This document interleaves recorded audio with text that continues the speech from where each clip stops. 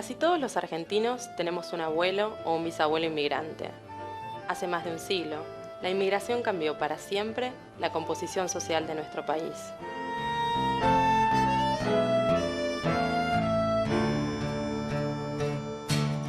Miles de extranjeros elegían este suelo como su patria definitiva.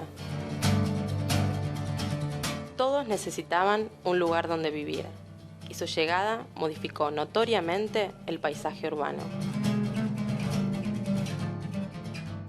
La Argentina logró consolidarse como país porque Buenos Aires pasó a ser la capital de ese gran país que era la Argentina en la década del 80.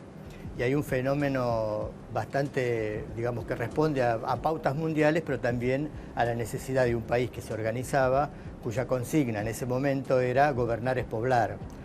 Entonces, bueno, empezó ese gran fenómeno que fue la inmigración en la Argentina, precisamente en esa época, que además se dio también gracias a una coyuntura, que era que los países europeos, los países centrales europeos, tenían un gran problema económico y no podían alimentar a esa enorme población que había crecido obviamente con los años, cuyo fenómeno también, digamos, que se encadenó todo este proceso fue obviamente la Revolución Industrial. En 1895 el censo de ese año mostró que la población de Buenos Aires, la mitad era extranjera de esa población, y de esa mitad, la mitad eran italianos. Eran españoles. Abajo vivía una señora que es española, enfrente también vivía doña Catita, que le decían española. Así que italianos también vivían, abajo vivían italianos. La historia de muchas familias argentinas comenzó en el puerto. Al bajar de los barcos, los recién llegados tenían muy pocos lugares a los cuales acudir. Uno de ellos era el Hotel de Inmigrantes.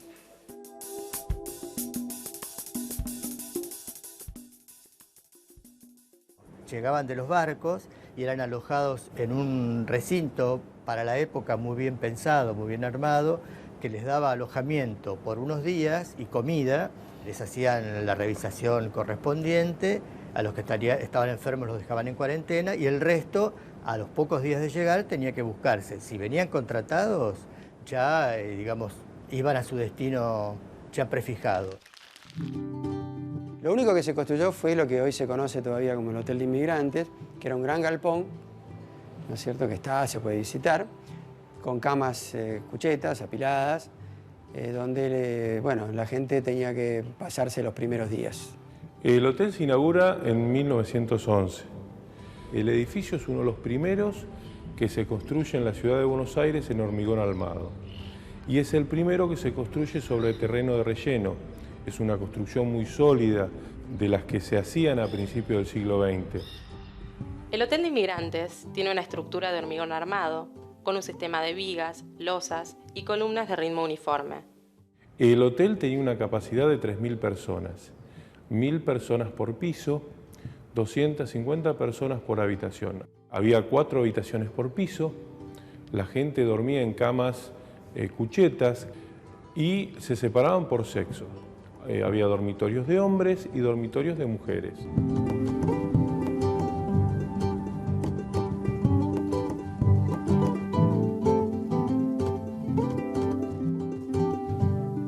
Muchos terminaban en los conventillos, aquí en la ciudad de Buenos Aires. La intención no era que se quedara en la ciudad de Buenos Aires, sino que en realidad era que se fuera distribuyendo por todo el país. Pero la mayoría se quedó en la ciudad. Entonces la ciudad empezó a tener problemas, obviamente, de alojamiento, cosa que jamás lo tenían pensado. Tampoco tuvieron una política para eso. Fue entonces cuando comenzaron a ser habitados antiguos caserones ubicados en el centro y el sur de la ciudad.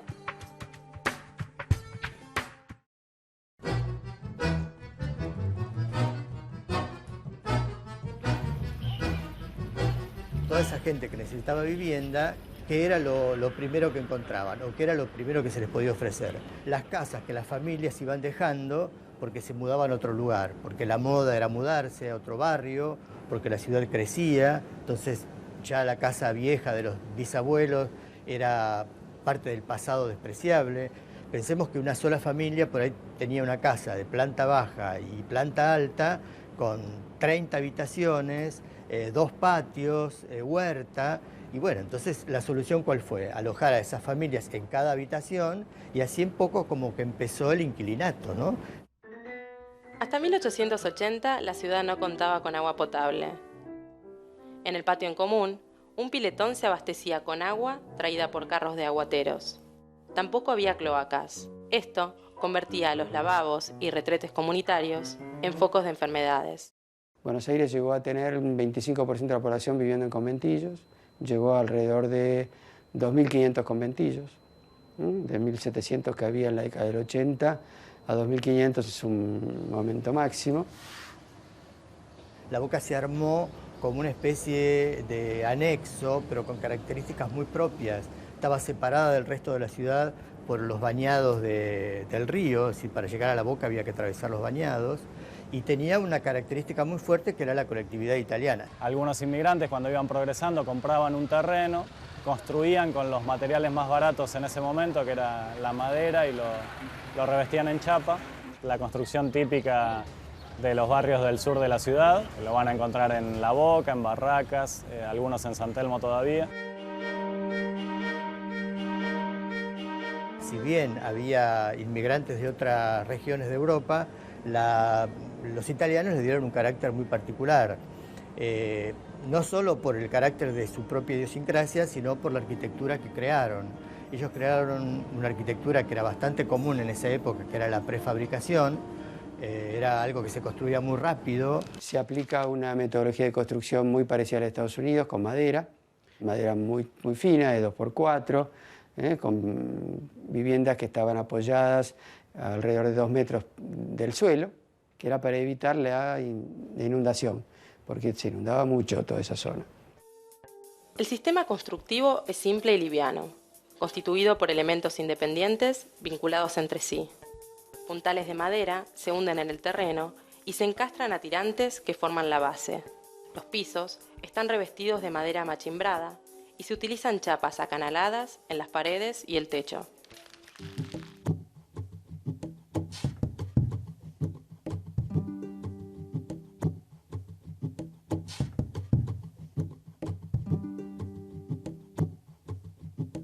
Hola, yo soy Roxana, estamos en el barrio de La Boca y este es mi conventillo. Esta es la casa de mi tía Cristina. Acá viven 18 familias. Tengo un dormitorio, una pieza, 2 piezas vendría a ser, que es uno para dormitorio y el otro para comedor. Y la cocina, y esta piecita que vendría a ser como un hall, no sé. Yo duermo en esa cama y ella duerme ahí.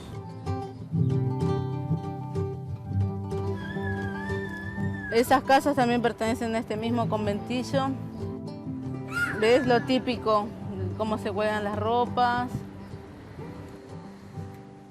Uno de los ejemplos de estas casas construidas específicamente para alojar a inquilinos fue la de la calle Defensa frente al pasaje San Lorenzo. La entrada es muy ancha con una puerta de reja de hierro y todavía conserva a los costados, al nivel del suelo, las 2 protecciones de hierro fundido que servían para que si entraba un carro o algún vehículo no destruyera los costados de las puertas. Se ingresa a un gran pasillo que da a un patio y en ese pasillo central está la caja de escalera que distribuye al visitante o al inquilino a la planta alta, y a través del patio hay escaleras que comunican a través de galerías a las habitaciones. Es una casa que se mantiene tanto su fachada como su interior prácticamente casi como en el origen. Fue un inquilinato toda la vida, desde que yo lo conozco. Está muy bien conservado, sigue viviendo gente que alquila por habitaciones. Es como una síntesis de todo lo que era el movimiento constructivo de ese tipo de casas. El conventillo de la calle Defensa hoy alberga desde antiguos trabajadores portuarios hasta turistas. Gracias a un proyecto privado, fue reciclado y mantenido con especial cuidado en la conservación de su aspecto histórico. La tipología de la casa, por suerte, se mantiene y responde a esa idea de que se tenía de lo que era una casa de renta. Se vuelve a repetir el esquema de la casa romana con el patio que, digamos, organiza todo el espacio, porque en realidad el patio es tan fuerte que organiza la planta y la distribución de las habitaciones. Los arquitectos italianos, los constructores italianos vinieron a Buenos Aires y no solo crearon una corriente muy grande de arquitectura, sino que dieron a la ciudad toda esa imagen tan linda que uno recuerda y que ve, por ejemplo, en el barrio sur, que son las casas con puerta de reja, con mucha filigrana, por llamarlo de alguna manera, con las cabecitas de leones o de seres mitológicos, las balaustradas con balabustres, algunos de mármol u otros de terracota. Todo eso que nosotros vemos ahora, los modillones, por ejemplo, que son como pequeñas ménsuras que parecen soportar la parte de cornizamiento final de un edificio, en realidad vienen de cuando la arquitectura se hacía en madera y esas eran las puntas de las vigas donde se apoyaba el tejado. La arquitectura, digamos, lo trasladó a piedra y ya no tuvo un objeto estructural, sino meramente decorativo.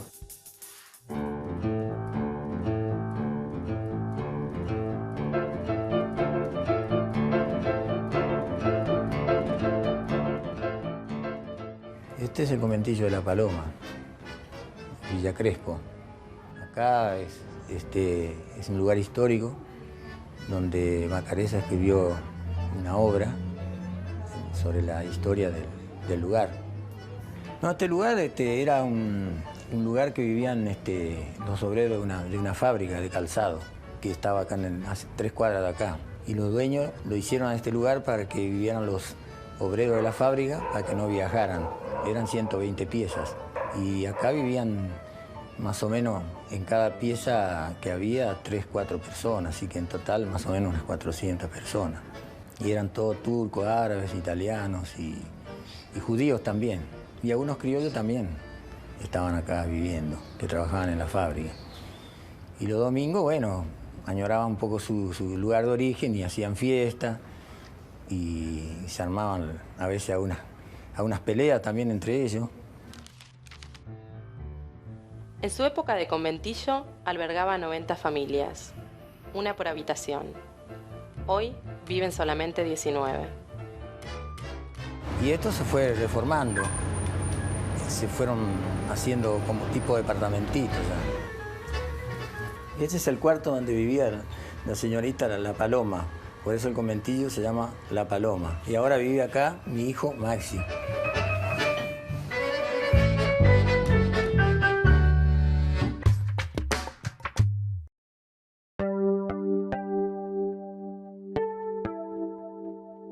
La ciudad de Buenos Aires se creó, es decir, con las famosas leyes de Indias. Ese era el recurso que tenían, obviamente, los imperios para llegar a todos lados sin demasiados problemas. Ellos tenían una planta tipo que la ponían donde llegaban. No se olviden que Buenos Aires fue una ciudad de manzanas y fue una política que uno puede pensar casi como una política pública. El hecho de lotear la ciudad, de extenderla con las manzanas y con la electrificación, vender muchos lotes de 866 y la autoconstrucción. ¿No? Así se hizo la ciudad de Buenos Aires. Se produce entonces la fragmentación de la manzana de origen hispánico en lotes de 8 metros con 66 de frente. Así nació la tipología que se conoce como casa chorizo.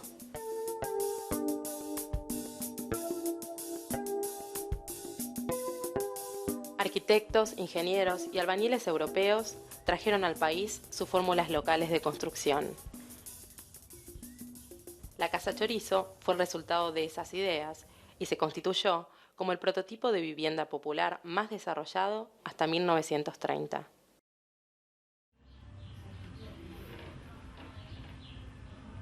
La casa chorizo, que aparece en fines de la década del 20, digamos, y se masifica en la década del 30, es la casa del inmigrante que se va del centro. Nace de la idea romana de la casa de varios patios rodeadas de habitaciones. En algunos casos las habitaciones rodeaban esos patios, por lo cual el planteo era simétrico, y en otros, por el parcelamiento de los terrenos que tuvo la ciudad de Buenos Aires, las subdivisiones que tenían las parcelas originales, hizo que las casas empezaran a tener que construirse en parcelas de 8,66. Por lo tanto, las casas ya no podían tener un patio enorme central, sino que eran como si los hubieran cortado por la mitad. Esa tipología se conoció en Argentina como casa colonial. La casa chorizo es el resultado de la partición de la casa colonial y sus patios sucesivos por su eje central. La gran sala del frente era la sala principal de la casa, donde los que tenían posibilidades tenían el comedor o el lugar de recibo, y después a través de ese eje que se extendía por toda la casa se iban sucediendo las habitaciones. A medida que el uso se hacía más íntimo, le correspondía a las partes más lejanas de la casa.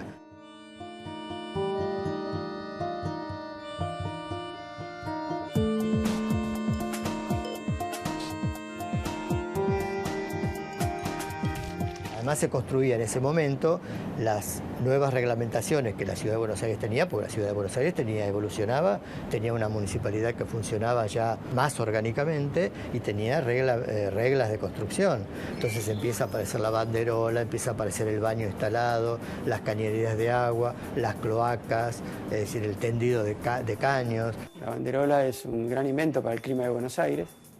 Cuando se abre permite una corriente de aire que permite que salga el aire caliente de la parte de arriba, que es el problema fundamental que tiene la ventilación.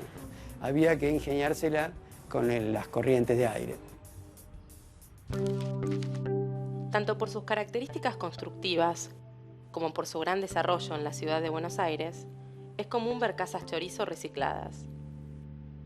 Las casas chorizo, que ahora están nuevamente de moda y la gente las recicla, las pocas que quedan, brindan una posibilidad de vida distinta a la que da la propiedad horizontal, que es la posibilidad de tener sol en tu casa. Como hay un poema de Borges que dice que el patio es el lugar donde el sol se mete en la casa, y eso es lo que daban esas casas chorizo.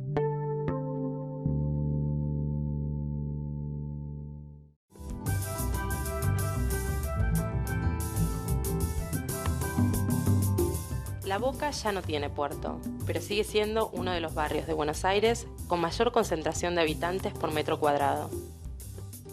Hoy, con el tiempo, el conventillo sigue siendo principalmente una vivienda para inmigrantes. No ya inmigrantes europeos, sino inmigrantes o de países limítrofes, países hermanos latinoamericanos, o de las provincias del interior. Bueno, yo llegué a vivir acá en el 74, en el año 1974. Primero vinieron, yo vivía en un hotel en 11 y vinieron mis hermanos. Después me vine yo. Después el chico de allá, creo que es de acá, argentino. La señora de abajo es paraguaya.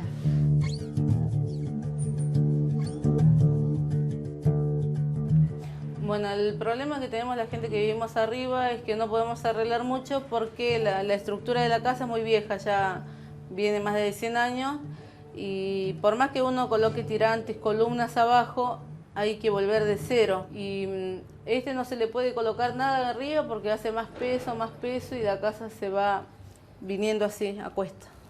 Y si nosotros tratamos de arreglar, clavamos acá un clavo, se empieza a desmoronar toda la pared. Ya vas a ver que está todo, se está desmoronando, abriendo la casa, entonces muchos arreglos no se puede hacer.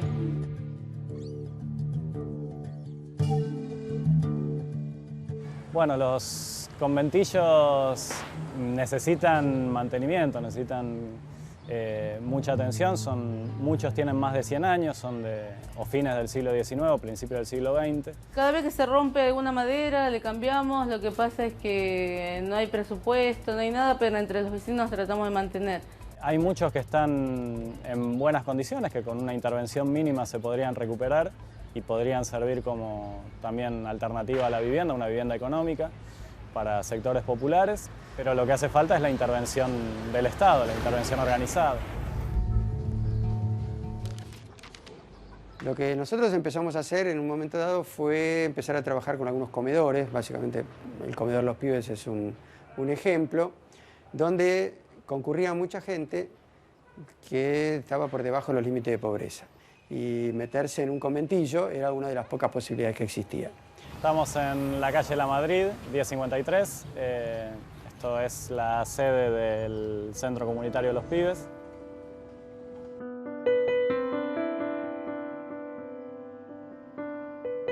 Calculamos que esto era un conventillo, así de inquilinato, vivienda de inmigrantes europeos, que posteriormente pudieron construir este frente de material.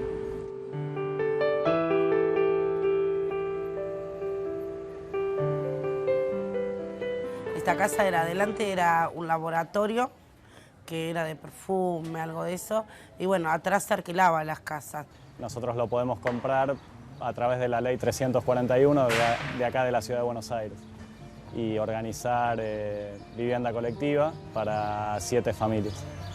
Nosotros lo que hicimos en el proyecto original fue ganarle metros al patio comunitario, para hacer de cada departamento, de cada unidad, el núcleo húmedo, es decir, el baño y la cocina, porque los conventillos contaban con baños compartidos y cocinas compartidas. Ella es la negra. Acá se compartía el baño y la cocina, en la cual, bueno, tuvimos la suerte de hacer nuestro propio baño y nuestra propia cocina, de no compartirla, sino de usar cada uno en su casa. Esta es una casa de una mamá que trabaja en el comedor Los Pibes. Si hay desastres, si hay desorden, bueno, es común. Esta es la parte que tengo como un comedor, ¿no? Después también tengo la parte de atrás, que es mi habitación, que también es de madera, porque es todo un conventillo. Entonces, como es conventillo, todas las piecitas que tenemos, vamos a tener, que van a ver, van a ser de madera. Las familias que hoy están viviendo acá, todas vienen de un proceso muy difícil a lo largo de su vida, de su historia. No, muchas han estado en lugares tomados, han sufrido desalojos y finalmente con la organización, el poder unirse, organizarse y luchar por un derecho como es la vivienda, hace que consigan una solución a este problema como es el techo.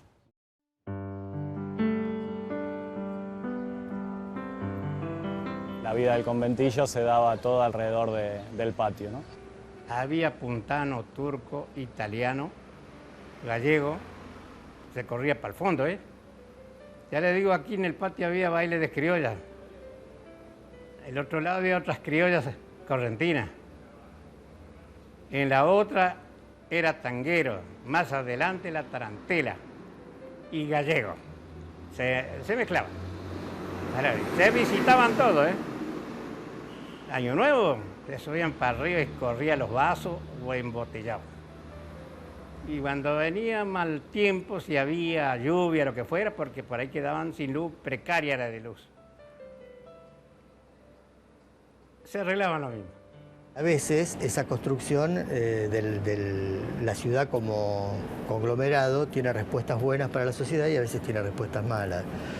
Hubo una época en que el patio era el nucleador de la vida, era el lugar donde la gente ya la compartiera con otras familias o fuera la familia solamente, era la especie no solo de la expansión para que los chicos jugaran, sino era el modo de socializar con tu abuela, con tu tía, las mujeres podían bordar o cocinar o charlar, simplemente charlar.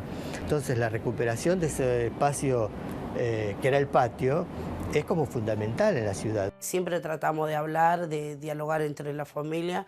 Sabemos que en todas las casas siempre hay un problema y bueno, tratamos de ayudarnos entre todos.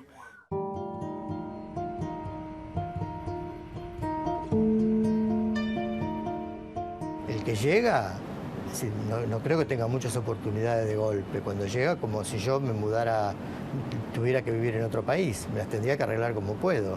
Me parece que la ciudad, digamos, es como que va dando una respuesta no pensada, es decir, que la propia necesidad de la gente crea.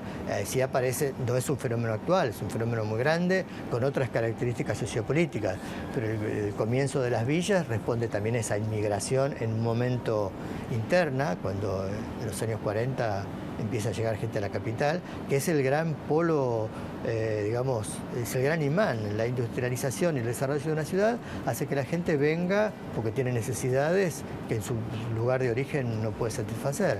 Entonces la ciudad no está pensada para eso, porque generalmente es un hecho espontáneo.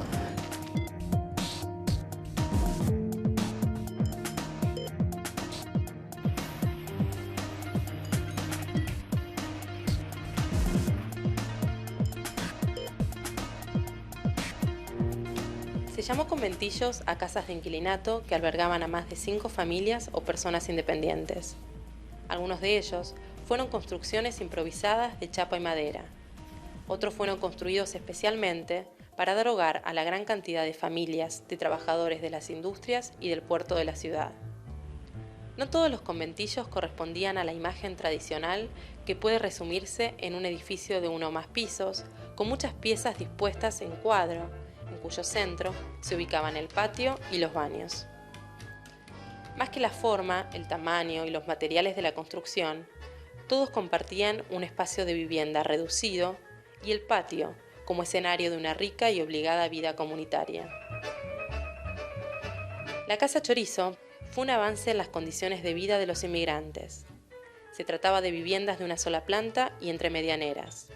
Por un zaguán se accedía al patio, donde ventilaban sus amplios ambientes, ahora destinados a una familia. Construir un hogar en otro país no es fácil. Cuando la ciudad no está preparada, los espacios se improvisan, se hacen. En el caso de Buenos Aires, muchos de los espacios habitados por inmigrantes originaron lo que hoy entendemos por identidad porteña.